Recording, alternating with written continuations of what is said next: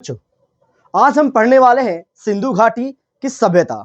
उस सभ्यता में हम जानेंगे कि संस्कृति का क्या मोल है, क्योंकि इस सभ्यता में सबसे बड़ा महत्वपूर्ण क्या चीज होता है बाबू?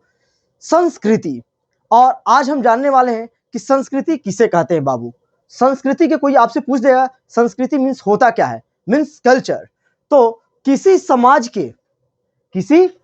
के लोगों के सोचने समझने और कार्य करने के तरीके का एक जटिल स्वरूप होता है बाबू संस्कृति, जिससे ज्ञान, विश्वास, कला, नैतिकता, कानून, रीति रिवाज और आदतें शामिल होती है। संस्कृति में जो हम जिस समाज में जीते हैं उसमें हम लोग कल्चर भी देखते हैं। उस कल्चर संस्कृति आती है कि हम रहना कैसा है, बोलना कैसे है, क्या कला करना चाहिए, मतलब A to Z सारी प्रक्रिया एक संस्कृति के अंतर्गत आना है। जैसे हम लोग कपड़ा जो पहनते हैं वो भी हमारी संस्कृति के अंदर ही आती है।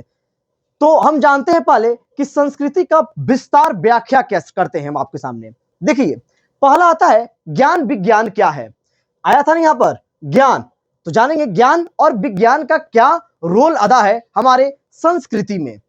तो संस्कृति में किसी समाज के लोगों को ज्ञान, विश्वास और मान्यताओं का संग्रह होता है बाबू। संस्कृति में क्या होता है?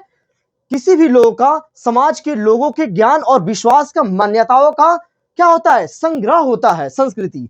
या कला और नैतिकता की बात करें तो हम जानते हैं पहले कला क्या होता है और नैतिकता क्या होता है। कला मतलब कोई व्यक्ति पेंटिंग कर रहा है, कोई व्यक्ति यदि टीचिंग करा रहा है, जैसे सपोज हम पढ़ा रहे हैं तो ये भी मेरा एक कला हो गया बाबू। तो कला और नैतिकता, सही और गलत के बीच को फर्क के समझे कि गलत क्या है, सही क्या है, उसे हम लोग नैतिकता कहते हैं बाबू, जो समाज को बहुत अच्छा बढ़ावा देता है।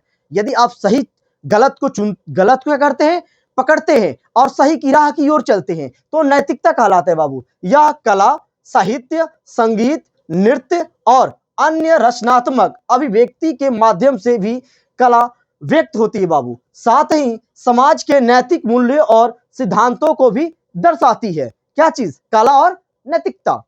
और बात आता है कानून और रीति रिवाज। तो कानून तो जानते हैं, जिस समाज में आप रहेंगे तो वहां पर एक कानून व्यवस्था बनी रहेगी।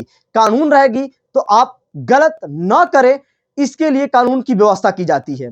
क्योंकि हम जिस समाज में रहते हैं तो वहां पर क्या होते हैं? वार्ड पार्षद होते हैं, मुखिया होते हैं, ठीक है ना। और भी आगे बढ़ते जाएंगे तो विधायक आ जाएंगे, संसद हो जाएंगे, उसके फिर बाद अंदर आएंगे बाबू। एक क्या है ये नेता, हम लीडर्स क्यों चुनते हैं? कि वो हमको ध्यान देगा, उस ध्यान देते हुए क्या करेगा? कानून व्यवस्था बनाएगा। तो उसी तरह बाबू आता है संस्कृति में समाज के कानून, रीति रिवाज, परंपराएं और व्यवहार के नियमों को भी क्या कहते हैं बाबू? शामिल कर लेते हैं। यही मेरी क्या कहलाती है? कानून और रीति रिवाज। रीति रिवाज मीन्स जिस समाज में हम रहते हैं, जिस संस्कृति के अंतर्गत जीवन हम पालन करते हैं, उसमें हम लोग रीति रिवाज के साथ, जैसे आप मान लीजिए होली हम लोग मनाएं, अभी फिलहाल ही होली बीता हुआ है, तो होली में हम लोग बहुत रीति रिवाजों के साथ क्या किए, हम लोग अपना होली को संपूर्ण रूप से दिए। जैसे होलिका दहन, ये एक रीति रिवाज चलती आ रही है, परंपराएं हैं, चलती आ रही है, हमको भी मानना है, आने वाली पीढ़ी भी उसको मानेगी। ठीक है, आज के लिए बाबू इतना ही। जय हिंद।